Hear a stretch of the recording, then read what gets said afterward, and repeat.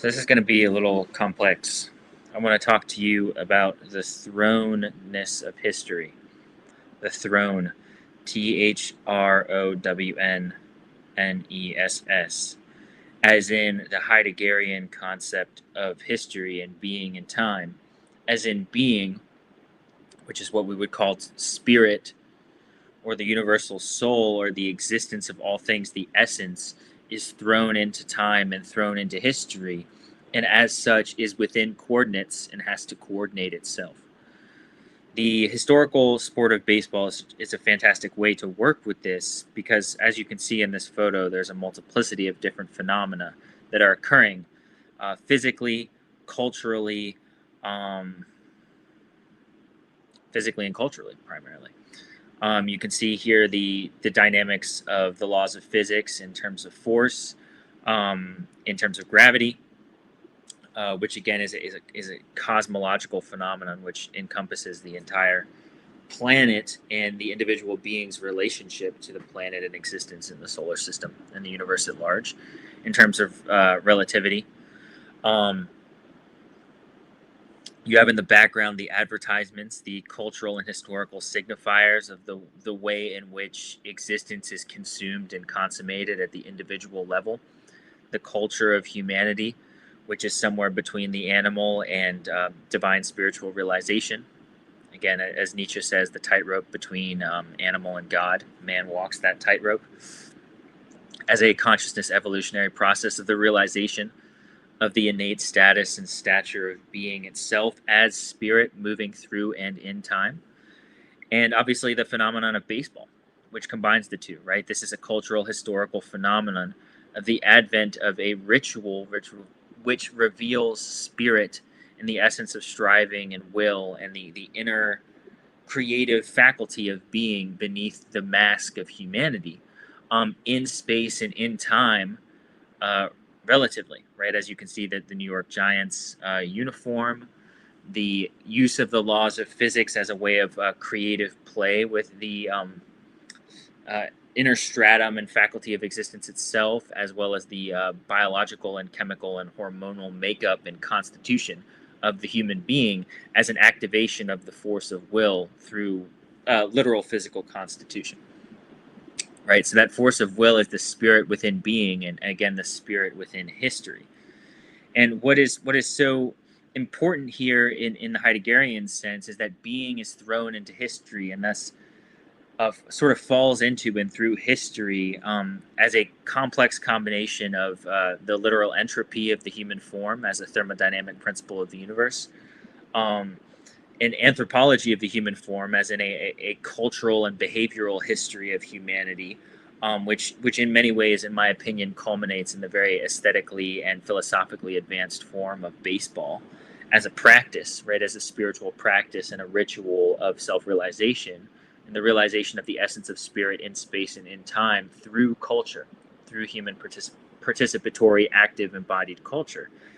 And it also really gets us to the crux of the idea of spirit in time and spirit in history, and how spirit emerges through time and through history as a psychedelic reconceptualization of the foundations of humanity. Right, we're looking to access and understand and come to terms with the foundational essence of existence itself, which we would call being. But we have a complex relationship to being because it exists in a dialectical tension between the eternal kind of formless nature and state of spirit, which you could call the psyche, and its compound, profound, complex, complexifying state, as in the arc of becoming, which you can trace teleologically through space and through time historically, as in evolution, as in the state of change and the rate of change that occurs historically through time, again through relationship mediated between object form and body form, and this itself is revelation.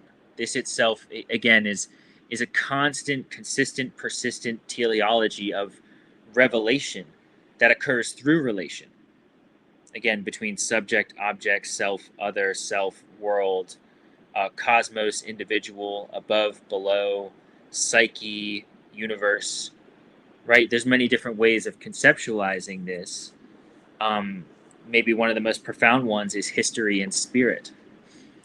And so when we look at the game of baseball, we're looking at a profound way of aesthetically managing that existential tension, which again is just the existential tension of being human, right? Being in a ephemeral cast in a eternal status, or eternal status of self, which is the eternal spiritual, or the eternal spirit, which moves through all things and is a process of energetic transference and transformation, as in the transformation of literal forms through energetic transfer, right? Whether that's heat or metabolism or recombination of elements or chemicals, which again, this occurs at all scales throughout the universe as the foundational cosmological identity. It's the process of energetic transformation, which occurs in stars. It occurs in the birth of the universe. It occurs in the different galactic systems, solar systems, and down through scales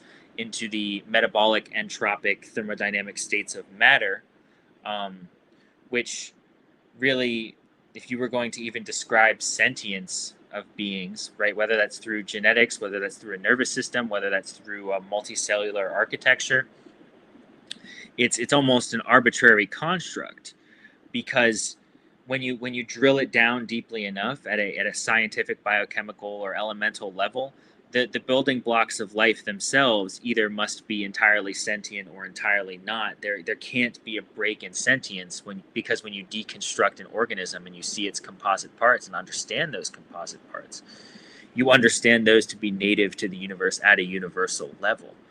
So you're looking at an advanced construction, which is to say the human being, which is marching on a teleological arc through the genetic ladder of the continual formulation and reformulation of a species, which is occurring through sexual reproduction or asexual reproduction if you're looking at different um, organisms and cellular structures.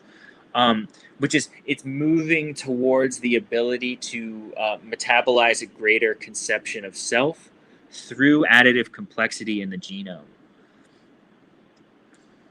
So I hope that makes sense and that's clear, because it's an important distinction. Is that in a Darwinian sense, we cannot separate the evolution of the organism from a Hegelian sense, which is the evolution of spirit in time, right? We need to be able to access the metaphysical architecture, which itself informs the physical architecture and is the guiding light and the movement of the physical architecture through space and time, in a kind of predictive sense, because you can understand that consciousness is necessarily adding, subtracting, experimenting with different formulations of being and of consciousness to create and construct a better possibility of and for life itself. And this is where humanity is an evolution of different technologies and prosthetic devices, such as the opposable thumb or the forebrain, which allows for rational and logical consciousness and reflection, which is also, in my opinion, where we get philosophy, the advent and birth of philosophy. When you look at, because that's what allows you to inquire into the construction and architecture of reality and existence itself. So when you look at this teleological march through this grand deep space, deep time architecture of the creative construction of the universe through this perpetual recombination of energy, which is at an organism level, it's consumption, reproduction, excretion, and then those energetic dynamics are transformed within the organism. They're transformed within the organism's environment, ecologically and ecosystemically. And they're, again, being transformed at a cosmological level in terms of the transference of heat. So you're looking at a profound kind of metastructural energetic ecosystem, which humanity is intimately participating in as an existence itself. So when you look at a sport like baseball, and again, this image is very profound, it expresses that dialectical tension between this kind of aesthetic cosmological reality and the embodied lived experience of being thrown into existence, being thrown into being, in a sense that The organism is an incarnate experience with various levels of profundity and access to reflection upon this fundamental metaphysical universal archetypal structure of reality itself, right? Which is energetic transformation and the profusion and excretion and digestion and consumption of energy, which is a universal process.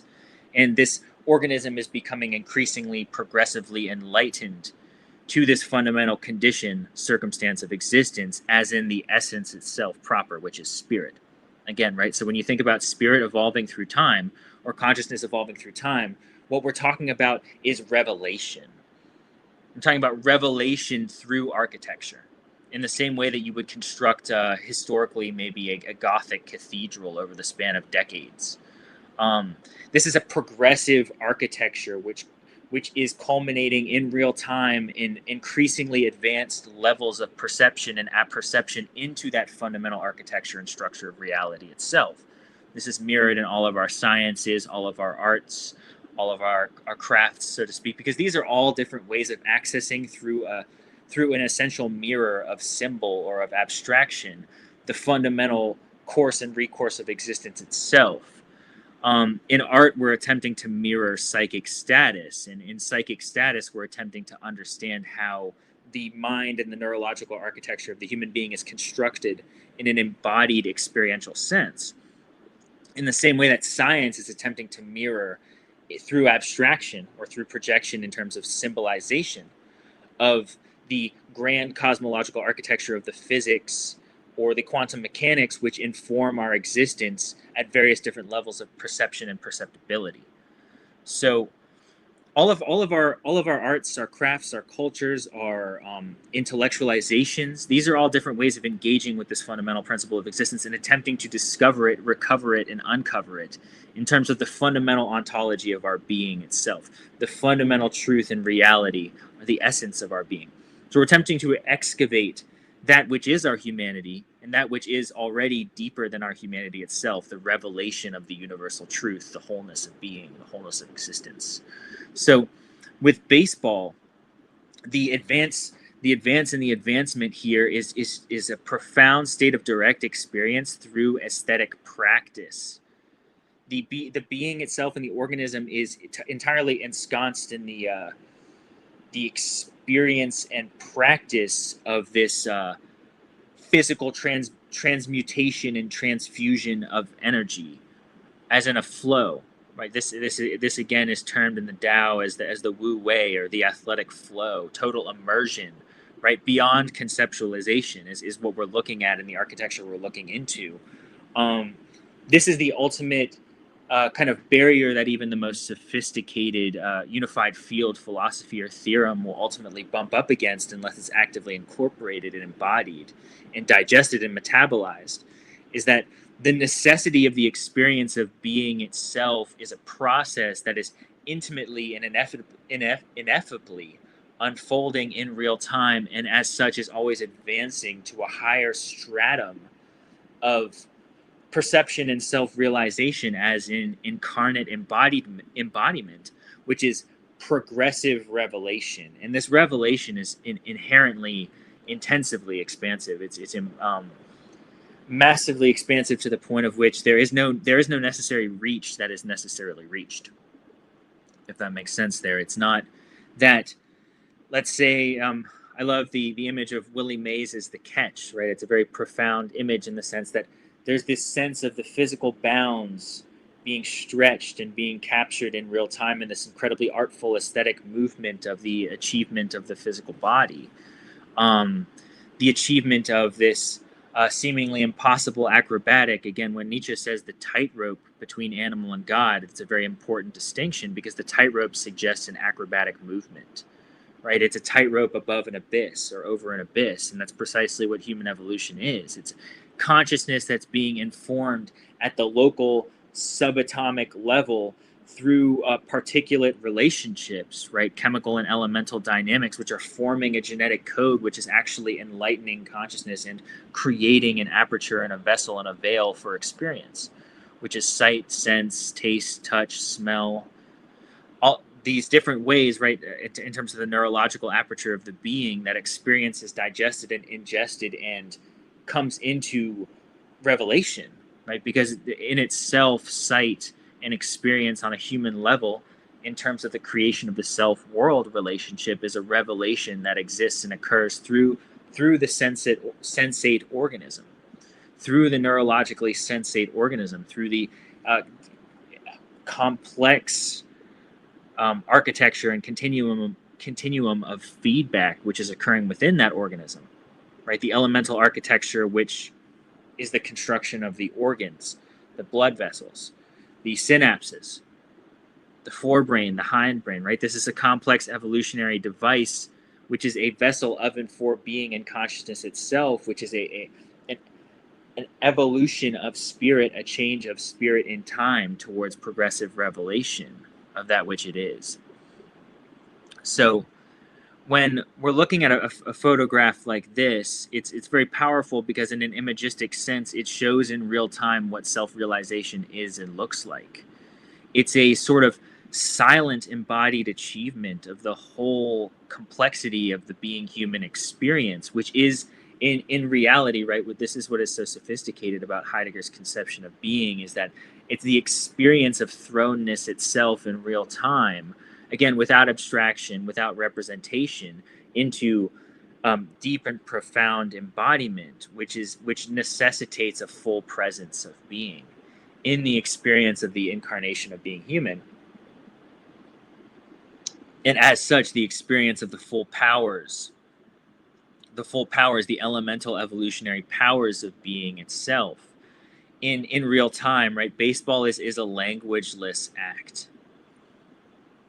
And this is what's so important, that amidst the fervor and the din of the cultural apparatus, as you can see in the background with the advertisements, the cultural historical apparatus of the consumption and the noise and the distraction, as T.S. Eliot would say, of modernity, amidst that, right, which is a growing din of images, perceptions, information,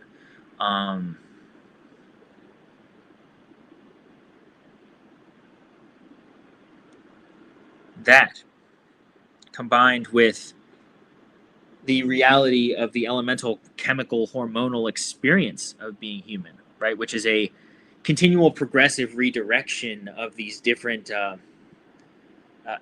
signals that are occurring in the body based on the hormonal and metabolic status of the human being, which is to say sexual reproduction, food, sleep, right? These different symbols, which are themselves the animal architecture, right? The animal maintenance of the biome itself. You have all of these different competing signals and signs, which themselves are this grand sweep and flow of time and history, which is this march of crumbling architecture and ruin and revelation, which is attempting to achieve this profound self-realization of the universal whole within the experience and aperture of the organism or the body or the form, which is itself the formless essence of being, the realization of that truth. In a profound way of understanding, not just in abstract knowing, but being and living in that, right? There's this unity of being and becoming, which is the singularity of the revelation of being itself in time and history and form and experience. And so with baseball in particular, right, this is again an aesthetic devotional practice, which is all around this repetitive ritual of the harnessing and focus and attention of that experience, that metabolic experience, that cosmic thermal experience, the thermonuclear experience of being human, all of which is an ingestion of the various powers of the sun, which are filtered down in a scalar sense into different forms, which have different energetic attributes, which you could just call nutrients, in terms of the consumption of the universe and the consumption of the body and the energetic production and reproduction of the body. Which all of that is information, right? Which is in real time changing the form itself. That is ingesting that information or digesting that information or expelling that information as a process in that universal churn of energetic form. Baseball itself is this grounding and stabilizing ritual through which the embodied experience and realization of the being can emerge through movement, through practice, through a grounded physical architecture, a grounded physical structure with a predicted and predictable guideline of rules, laws, and regulations through which that energetic truth or essence can be read, it can be expressed in a full body sense, which again to me is the primary differentiation here between music and art and any of these other cultural forms, is we're looking at a highly advanced form of aesthetic athletic sport, which is a total integration of the human being. Strategy, implementation, movement, stillness. We're looking at the entrance into a theater or a temple of flow, which is precisely the revelatory importance of the expression of baseball as a modern phenomenon, or a way of implicitly conceptualizing being in a way that again, right, it is a Greek theater of consciousness in the modern American sense or the modern Western sense. And again, it's profound silence in a way that baseball is not related to other human beings. The relationship with the batter, I mean, being mediated through the pitcher, is the ball. There's no contact. The relationship with the runner is the bag. The relationship with the fielder is the glove and the ball. And we discussed this a little bit already. So this is kind of just the outline I wanted to present about thrownness and the thrownness of being. Because when you look at baseball as a revolutionary culture, we're looking at, through the detritus and the ruins, the kind of charnel house of history, a lot of which really is just about survival, right? It's about the maintenance of the aperture of being itself. It's not about the revelation of what is beneath the maintenance of the aperture of the being itself. So when we say we're consumed with sexual culture, or we're consumed with even intellectual culture, or we're consumed with let's say food culture or consumer culture. These are all just different ways of saying we are consumed with something that is not us, but is being mediated through the grounds of that which we perceive to be us. So if, let's say, for instance, I'm consumed with sexual culture, I'm consumed with the sexual instinct or impulse, or the hormonal impulse of sexuality as being perceived through the body as me. Or if I'm consumed with food culture, I'm also consumed by the pleasure impulse of the ingestion of food in the body, which I am, again, perceiving as me. The same thing with consumer culture. I'm consumed with objects which represent the value or status which then I adorn myself with, which then I am perceiving myself as me. So these are all different constructs that we create as representational devices. Again, let's say to be obsessed with mathematics or science or language, I'm perceiving this symbolic, imagistic representation of reality, and I'm becoming ensconced in that mythic, idealistic, imagistic dimension of reality, and I project myself into that vacuum or that unreality, and I perceive myself as myself there. So this is a profound spiritual loss that occurs in the cultural apparatus, the apparatuses that we perceive as the most advanced historically, especially through science and math, even in art, because there's always this projection into this ideal symbolization. Even in music, right, there's an attachment to the wave of sound, which then we are perceiving. We're imbuing that with a locus of meaning, and then in that site of meaning itself, that's where we are perceiving reality or truth or essence or existence. And baseball itself is a sort of structural elemental cavern.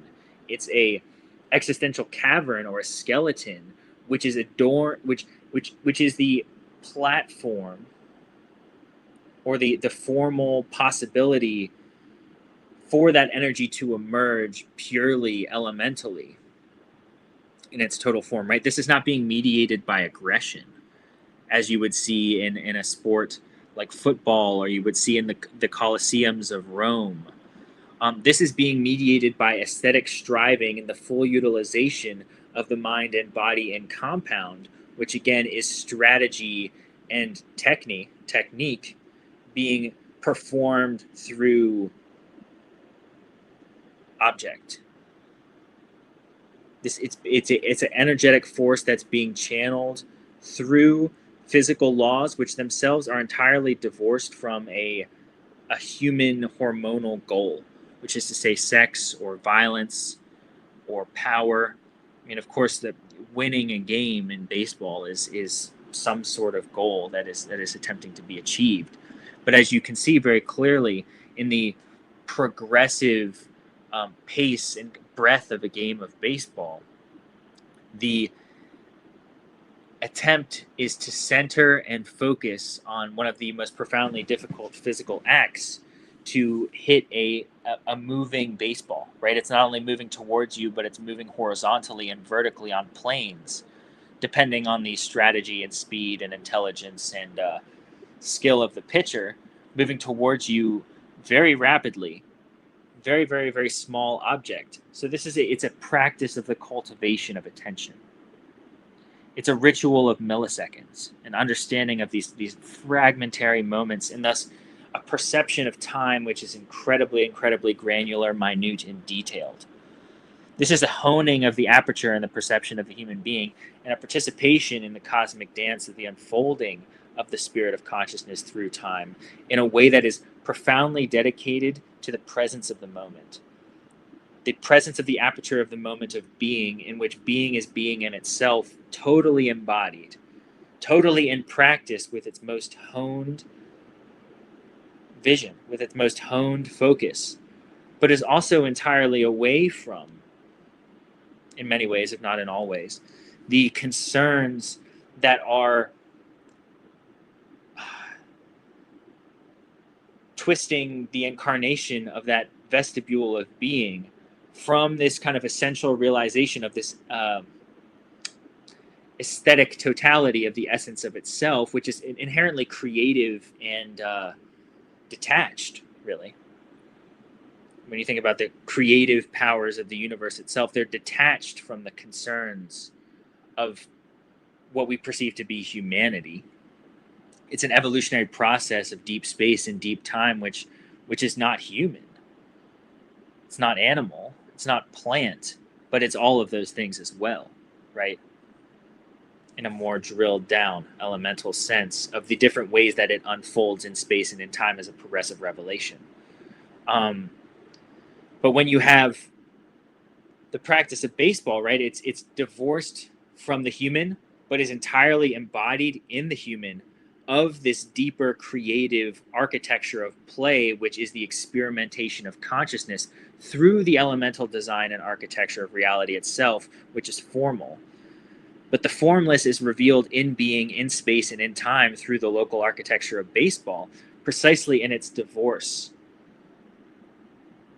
from humanity, from the human concerns which structure the cultural and historical architecture and aperture and churn of humanity itself, which is the repetition of the same, right, which again is sex, consumption, consumer culture, ingestion, digestion, the sort of Ouroboratic wheel and reel, as in film reel, of the consumption, production, digestion, excretion, consumption, which is the wheel of birth and death in a karmic kind of Buddhic sense or Tibetan sense. So when you get baseball, right, it's a taking of that energetic truth, right, which again you could say is the soul in form, right, or the spirit in form. The energetic truth, which is the essence of existence, which occurs across scales and transforms across space and time as consciousness. And it's taking that and it's aesthetically beholding it. It's aesthetically beholding this essence of being and creating a skeleton or a framework or an architecture or a stadium or a field in which that energy can most freely and liberatorily express itself. So this is the high revelation and the high art of baseball as a cultural phenomenon, which again is a very sophisticated form of spiritual technology. Again, very present in this photo, especially in terms of the aesthetic beauty. You see that the hat flying off, and there's this frozen moment of total immersion, total focus, total presence all around this architecture, but also, again, right, that the idea of the uniform as a costume, right? You put on the uniform of baseball, you step into the stadium of baseball, you become something more than human or other than human, in the sense that the progressive revelation of the self in space and in time, the possibility of that is radically opened through this biochemical, supra biochemical architecture, which is opening itself up to you and availing itself to you, which is the aesthetic dimension of baseball. So that's what I got. I'll catch y'all on the next one.